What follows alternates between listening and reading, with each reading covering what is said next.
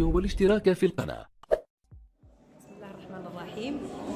كان عندنا هذا النهار واحد الدورة تكوينية في جماعة وسلام تخص التحفيز والتشجيع ديال المرأة على خوض غمار الانتخابات تصويتا وترشيحا، ومشاركة أخيها الرجل في صنع القرار في المكاتب والأجهزة المسيرة في التدبير والتسيير ديال الجماعات المحلية الإقليمية الجهوية والوطنية لما إن شاء الله برلمانيات.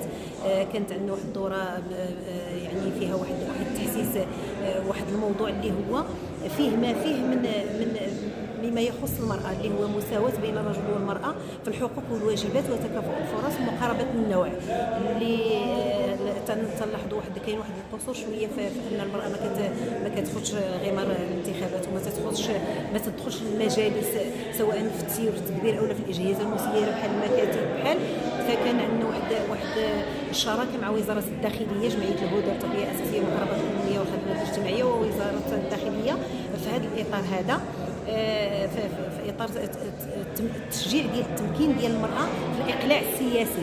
ما يبقاش ديك الصوره النمطيه ديال المراه انها زعما محصوره في واحد الكادر وداك الشيء.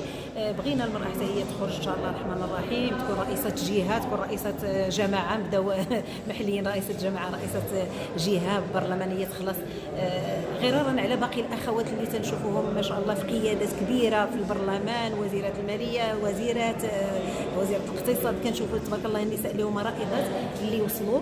فبغينا نشجعوا ان شاء الله النساء معنا حتى حنا نكونوا في مراكز القرار ومن ضمن الريادات. ما كيقتصرش هادشي غير على العمل السياسي، الا كنشوفوا المراه المغربيه تبارك الله وصلت واحد المراكز كبيره، كنشوفوا الوزيرات، كنشوفوا البرلمانيات، كنشوفوا قائدات الطياره، ربانات ديال الطائرات، كنشوفوا تبارك الله المراه المغربيه كتقود القطار، تبارك الله دخلت جميع المجالات، الميكانيك، جزاره، تبارك الله نفسنا اخينا الرجل في بزاف ديال المجالات على صعيد المملكه. فبغينا هاد النساء ان شاء الله يكثروا منهم، لما لا تكون حتى هي ان شاء الله الرحمن الرحيم رئيسه جماعه. هذا اللي كنفتقدوا له، رئيسه جهه اللي تنظن وقيله رئيسه وحده ديال الجهه اللي كاينه في ربوع المملكه الحبيبه اللي هي ديال قرمين ودنون، هي اللي كاينه. فان شاء الله تعمم هذه التجربه على المغرب كامل، على المجالس الجهويه كامله.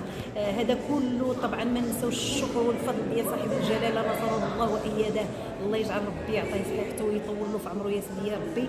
فضله فضل الاميرات الجليلات اللي حتى هما كنشوفوهم في المجال الاجتماعي ما تيقصروش، حتى هما النهار كامل كيخدموا المجالات الاجتماعيه. كنشكروا بزاف من هذا المنبر، كنشكروا الناس اللي قائمه وزاره الداخليه على هذه المشاريع اللي فيها توعيه وتعبئه شامله للمراه انها تكون في مراكز القرار. شكرا بزاف على جميع الحضور اللي حضروا معنا، شكرا بزاف، وان شاء الله يا ربي يفيد لمصلحه البلاد يسويها. الفيديو والاشتراك في القناة.